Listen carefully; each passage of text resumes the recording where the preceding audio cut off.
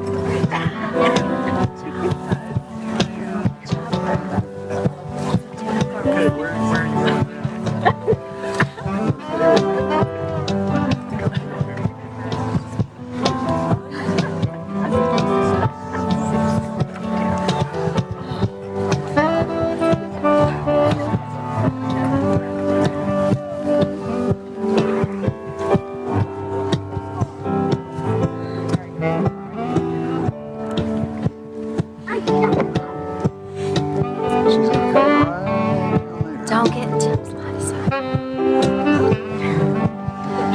Tim's looking.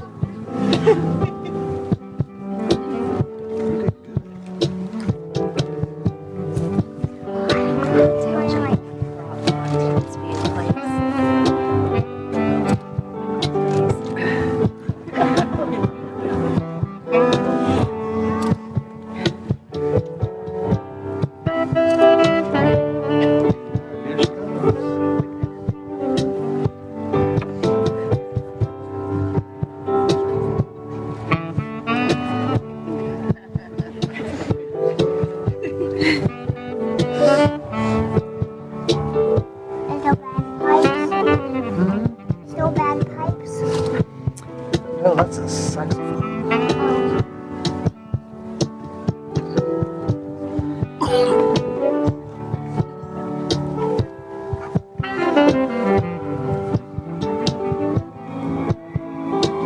Oh, that's...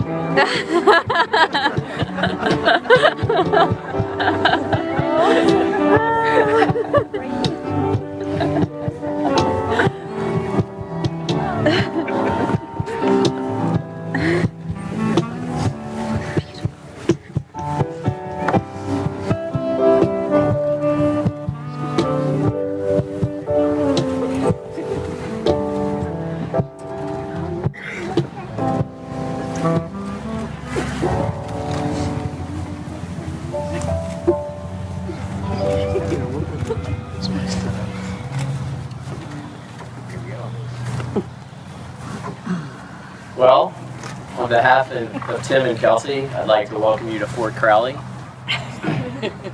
They're excited all of you are here. It's been a great weekend so far, and we look forward to what the evening has in store. Before we get started, we're going to have a first reading by Anna Redding.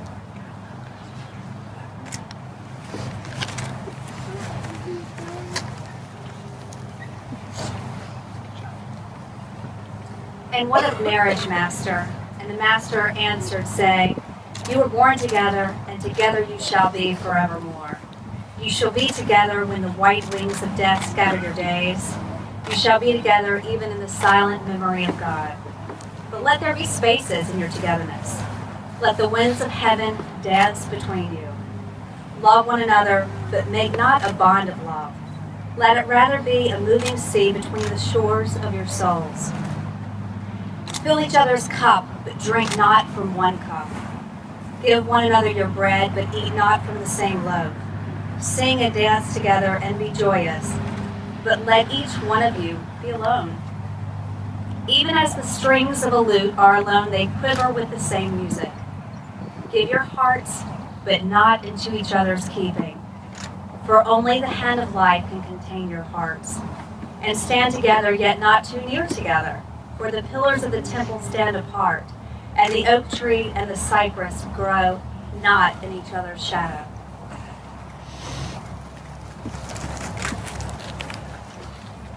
So this all started in April of 2010 down in Charleston. Tim was living in New York at the time, and Kelsey in Atlanta. And Tim was down there for, both of them were there for a 10K, the Cooper River Bridge Run. And they met that evening, and the seed was planted. And from there, they started a long-distance courtship. Again, Tim was in New York, Kelsey in Atlanta, and they started jet setting back and forth, growing their relationship, falling in love. And soon enough, Kelsey decided to make the move to New York City. And little did she know she'd be moving into a frat house with 6 of Tim's best friends, in a room with no closet, that had the boiler in it for the entire house. I've lived in that room as well. I love how they did it. But the relationship made it, and the love was stronger. So here we are today, surrounded by your family and friends, those who you care about the most, and more importantly, the people that care the most about you. Tim and Kelsey, your love for each other is obvious. There's been a glow to Tim ever since he met Kelsey.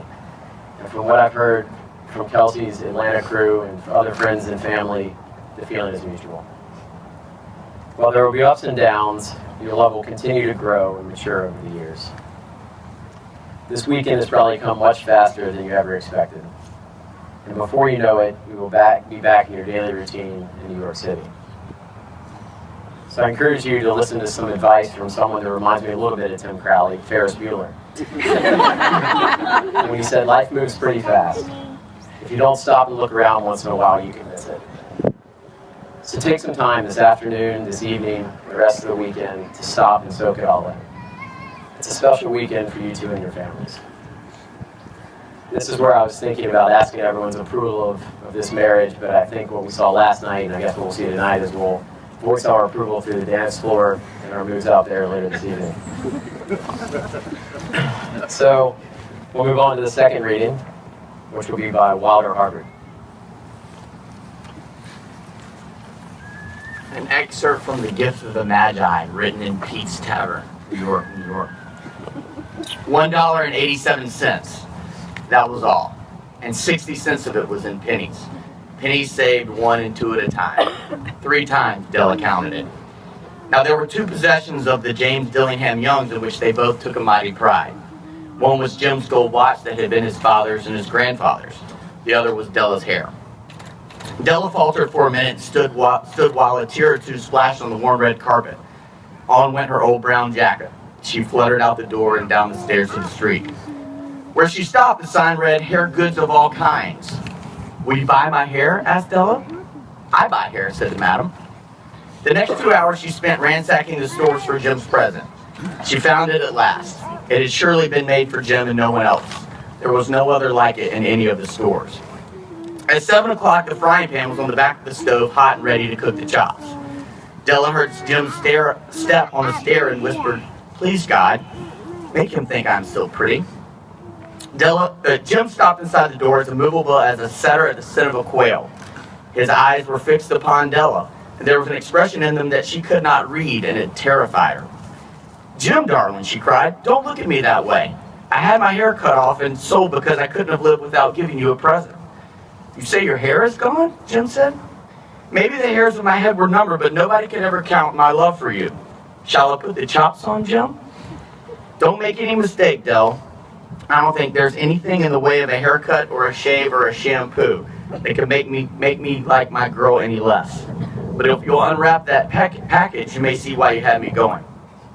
With that, she unwrapped the string and the paper, for there lay the combs, the set of combs that Della had worshipped long in a Broadway window. Jim had not yet seen his beautiful present. She held it out to him eagerly upon her open palm. "Isn't it a dandy, Jim? Give me your watch. I want to see how this chain looks with your watch." Instead of obeying, Jim settled down on the couch, put his hands under the back of his head and smiled. "Della," he said, "let's put our gifts away and keep them a while. They're too nice to use at present. I sold the watch to get the money to buy your combs. And now suppose you put the chops on. And the last word to the wise, let it be said that of all who give, these two were the wisest. Tim and Kelsey have decided to each prepare their own vows as a token of their love and appreciation of each other. Kelsey, we'll start by reading her vows.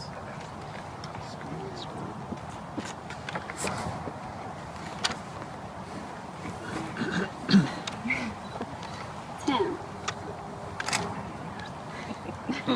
you were so unexpected, so refreshing, so addictive in a way that was previously unimaginable. I thought that type of emotion and passion only existed in movies and in daydreams, but with you it was realized and it was mutual. Pretty close to perfect, actually, except for one minor detail. 900 miles stands between New York City and Atlanta, Georgia, so that stood between two love-crazed kids. That first year was at times unbearably inconvenient, but I never thought it wouldn't be worth it. We made the best of it, as we always seemed to do. Our courtship was exciting and meaningful. We learned how to communicate effectively with hour-long nightly phone calls and quick good morning, have a great day chats on the way to work. The dreaded monotony of sitting in front of a computer became a thing of the past with the rush I got just from seeing your name appear in my email box. Your quick wit and way with words has always warmed my heart and put a smile on my face no matter what else was going on around me. For a year, it was a bittersweet mix of emotion. It was hard goodbyes always done with a heavy heart and warm welcomes always accompanied by feelings of excitement. It was both challenging and rewarding and provided a strong foundation for which we continue to build upon. From there, we took the leap and I moved to the big city. The dramatic skyline and bright lights paled in comparison to the thrill of finally living side by side with you in the most amazing city on earth. I still feel that way after 2 years. Each year, each month, and each day, somehow it just keeps getting better.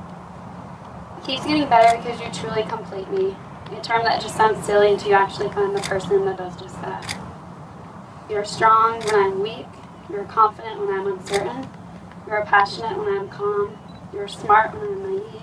And you're a gamecock when I'm a tiger. Our love and adoration for one another is something that is celebrated on a daily basis, but today is about celebrating our future. A future that I could not be more ready for, and these are my promises to you on our journey through life together. I promise to always love you unconditionally. I promise to respect, cherish, and honor you. I promise to listen to you and to value your opinions and to stand by your actions. I promise to never take you or our love for granted. I promise that everything is mine is now ours. I promise to always be open to new experiences and new adventures. I promise to never forget the small things that make a huge impact. I promise to always make your happiness my priority. I promise to be the partner in creating the family we have both always dreamed of. Most importantly, though, I promise to never forget our love story and how lucky we are to have found one another. It's truly a dream come true, and I promise to always love you the most.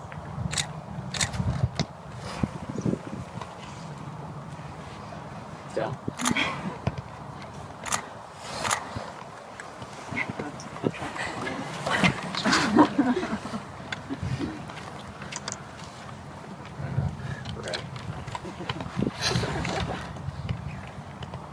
I've always wanted a home.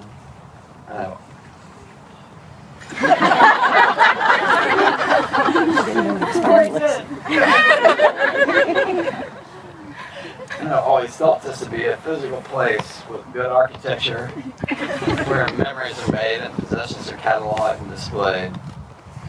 I imagine a home where tradition and love were quantifiable units of measure like time and age. A simple enough recipe. Find the perfect physical place, fall in love with the perfect woman to share it with, and start adding chairs, picture frames, dogs, cats, and children, all at the service of adding more units of tradition and more units of love. Kelsey, loving you has changed my definition of home. Every day I'm beside you, this place becomes more complete, more romantic, more compelling, and wonderfully less tangible. Home isn't a physical place at all. It isn't a collection of things or people. our relationship is my home. Your heart, your smile, your touch have created this place. I can feel this pull of it when I'm not near you, and I can feel its warmth on my face when I find it. It is a place I want to protect and grow. It is a place that makes me want to consider my own faults and mistakes before critically judging the faults and mistakes of others. It's a place of safety and honesty. It's a place of unbridled love. I promise to protect you. I promise to protect my home.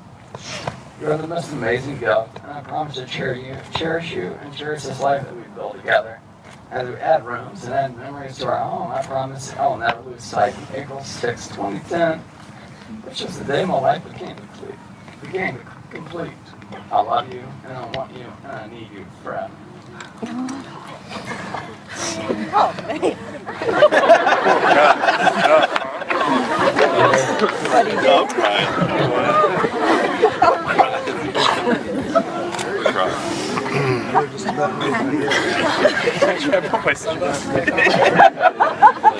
Sorry, Stacy, I can never read. All right. You're good. Now we'll have the exchange of the rings. Wow. The wedding ring is a circle which signifies your unending love for one another. These rings will be worn forever as a token of this love. Tim, will you take this ring and place it upon Kelsey's finger?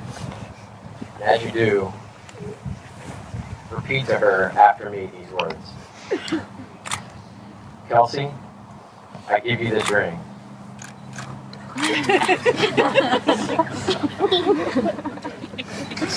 Kelsey, I give you this ring.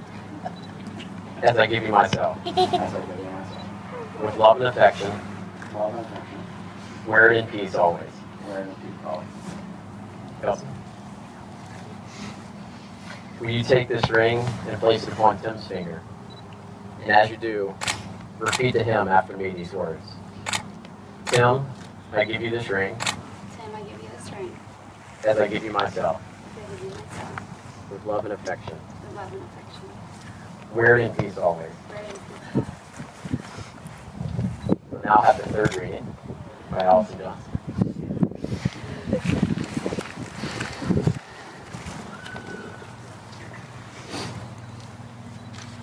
A good marriage must be created. In marriage, the little things are the big things. It is never being too old to hold hands. It's remembering to say I love you at least once a day. It's never going to sleep angry. It's having a mutual sense of values and common objectives. It is standing together and facing the world. It is forming a circle that gathers in the whole family. It is speaking words of appreciation and demonstrating gratitude in thoughtful ways. It is having the capacity to forgive and forget. It is giving each other an atmosphere in which each can grow. It is a common search for the good and the beautiful. It's not only marrying the right person, it's being the right partner.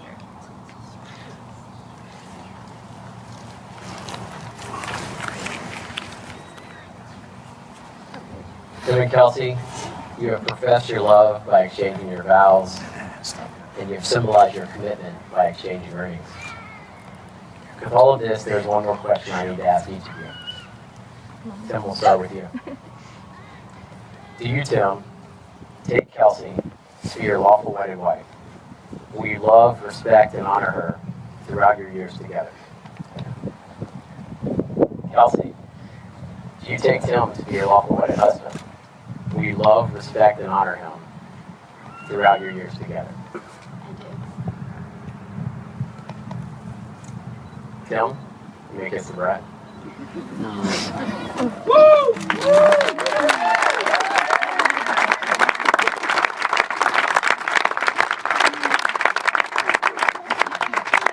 As a quick note to everyone here, we're going to want to take a group photo after they recess. So if you can stay where you are, and when we get to the back, we're going to take a photo facing this way from the back. So let them recess out, and we'll take a photo, and after that, everyone can head out. The photo's up top.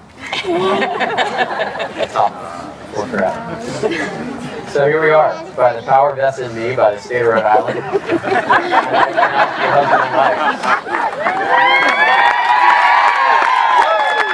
My great honor and privilege to introduce you to Mrs. Tim and Kelsey Crowley.